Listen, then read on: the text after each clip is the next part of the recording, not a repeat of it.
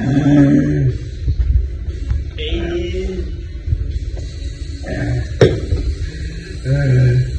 can hear him like gasping for air. Like it sounds like disturbing almost to see this.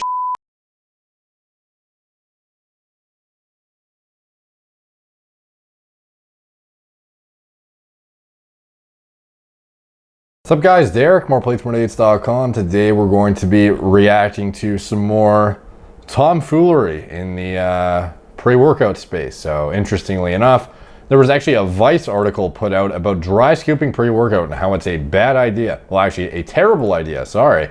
So this was put out a couple weeks ago. The viral trend of shoveling powdered stimulants directly into your mouth is dangerous and can be fatal. So this article says, pre-workout powders have long been known to produce a number of side effects, including tingly skin, beta-alanine, increased heart rate, and visibly pronounced veins. In the weightlifting community, many lifters expect these effects when they purchase these supplements, which often contain caffeine, beta-alanine, and creatine, among dozens of other ingredients. Lately, some TikTok users have encouraged dry scooping or throwing back the powder without liquid. It is usually mixed in water, ostensibly to speed up absorption, or more likely because they've seen someone else do it on TikTok. Not unlike the cinnamon challenge where people tried to swallow a dry tablespoon of cinnamon, this typically involves consuming a heap of substances not regulated by the FDA.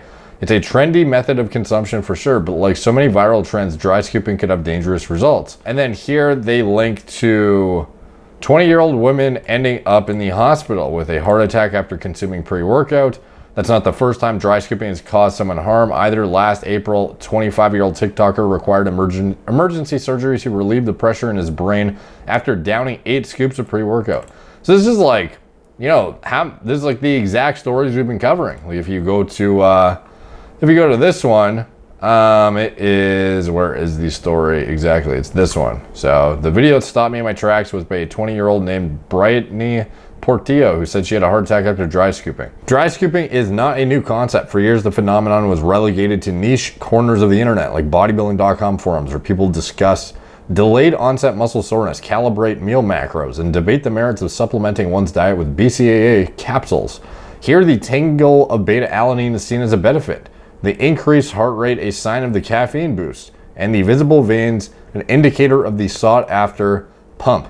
But now, without much thought, TikTokers are consuming these substances for apparent chance at going viral without much thought to benefits or side effects. So the thing I thought was interesting about this not only is that, you know, it's sort of going mainstream, this, ridiculousness, but down at the bottom of the Vice article, it literally, they talk about DMAA stuff that happened with that and whatnot, the risks, side effects, TikTok and Gen Zers being fucking stupid, basically. At the bottom of the article, fitness influencers have also started speaking out against the practice of dry scooping for reasons other than safety. By omitting water, you might leave progress on the table. As Derek from the uber popular fitness YouTube account More Plates, More Dates said in his Stop Dry Scooping Pre-Workout video. Quoting me, I don't really know if people realize that water is literally what facilitates the effects, the mechanism of action of many of the pump ingredients in these products. Even if you're an adult considering dry scooping, Dr.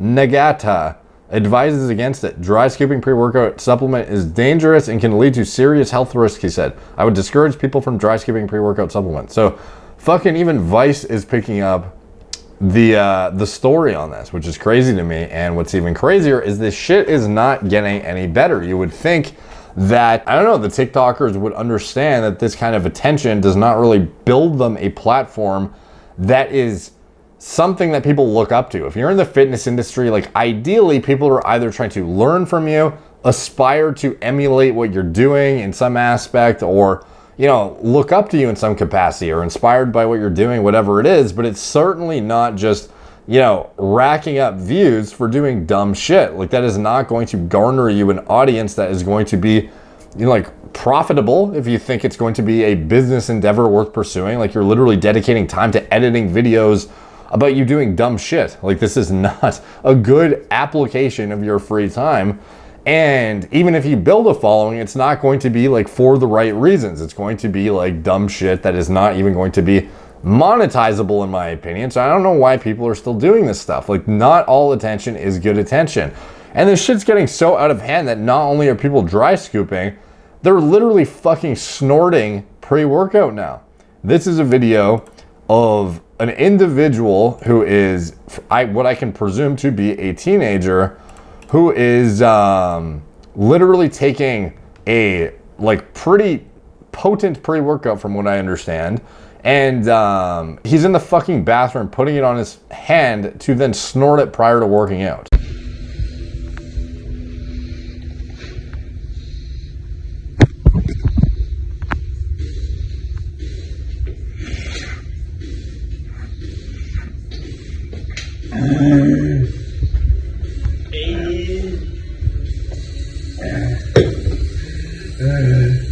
You can hear him like gasping for fucking air. Like it sounds like disturbing almost to see this shit.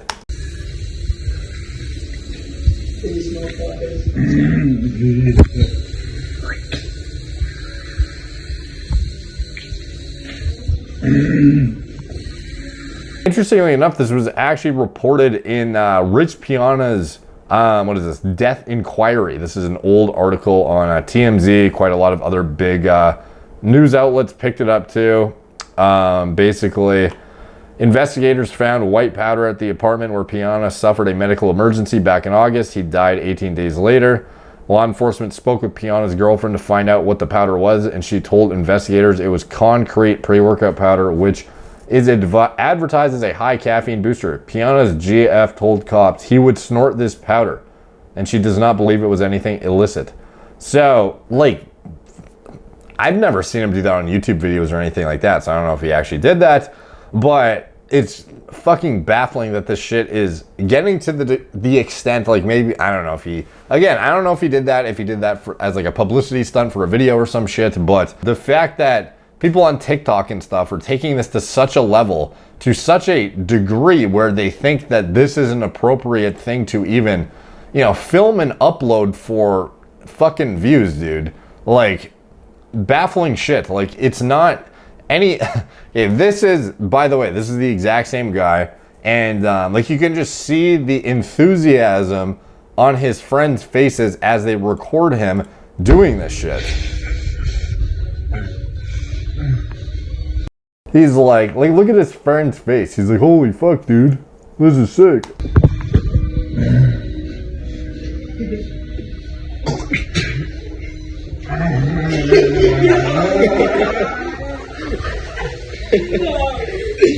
Now, this is on a separate occasion, and apparently this is 1,3 DMAA containing pre-workout. And this is like not even in the comfort of his own home. Like, he's at the fucking gym. I can see a guy walking behind him as he's doing this. The guy's just fucking snorting a pre-workout right as another, coughing, hacking up a lung, right as another guy comes in, you know, fresh out of his lift, and he sees a fucking 18-year-old in the sink snorting DMAA, like, and filming it. It's like, bro, I just don't understand the logic of these kids nowadays. It's like, not all attention is good attention.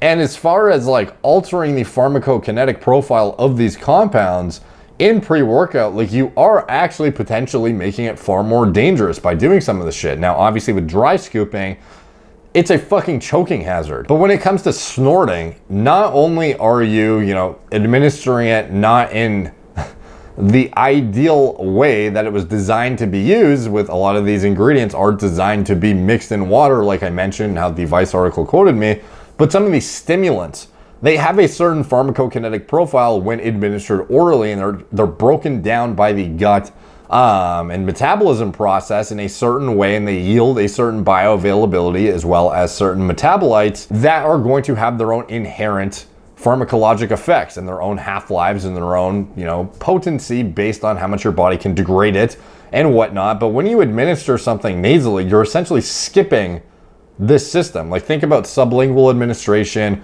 rectal, fucking IV, intramuscular injection, transdermal, insufflation. You're essentially introducing it straight into your bloodstream. Now, of course, how much of this is going to absorb versus if you had a full scoop versus snorting a line versus whatever. The fact is you don't know. You don't know how much you're actually getting in there. You don't know oral bioavailability of the numerous myriads of compounds in your essentially illegal pre-workout with not just DMAA, but other stimulants too, not just caffeine.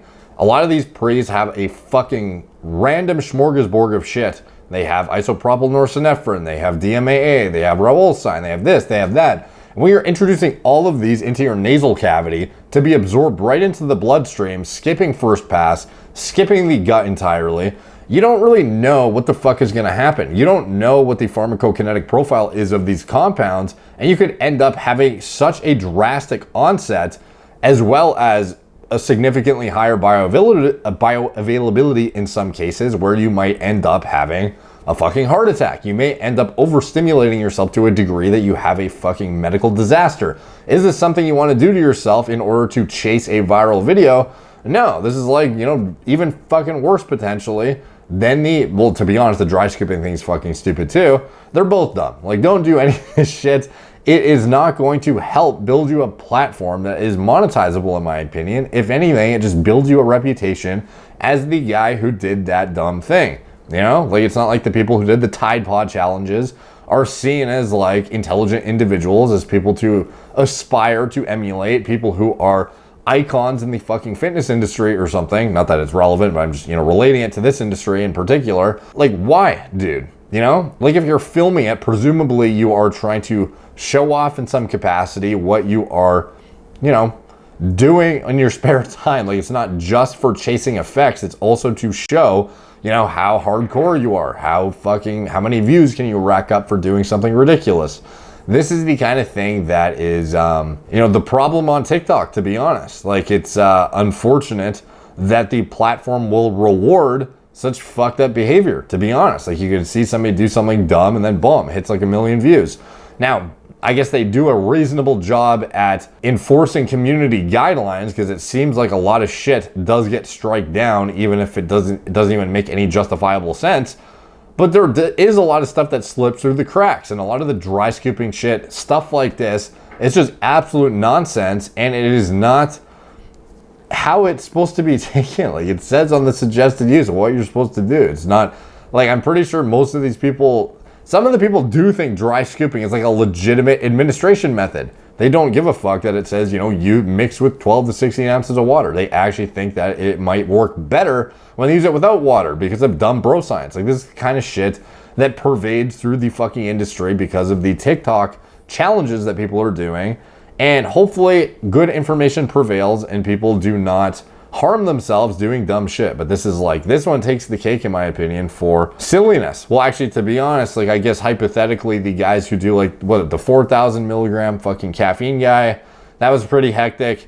The guys who are, you know, putting pre-workout into multiple energy drinks and then slamming those concurrently, obviously pretty intense and pretty dumb too.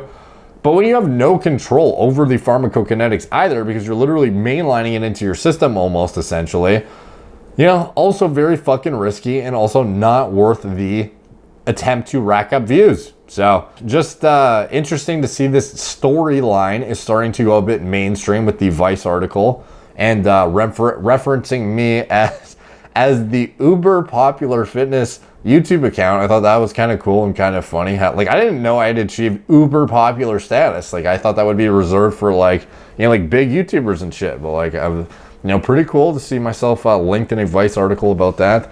And, you know, hopefully people fucking learn better. And hopefully the youth do not continue this nonsense on TikTok. Thank you guys for watching. Like, subscribe, check my blog, moreplatesmoredates.com. Follow me on Instagram at moreplatesmoredates, Facebook, Snapchat, BitChute, Twitter, TikTok, Apple Podcasts. Not actually BitChute, I just can't help but fucking say it now.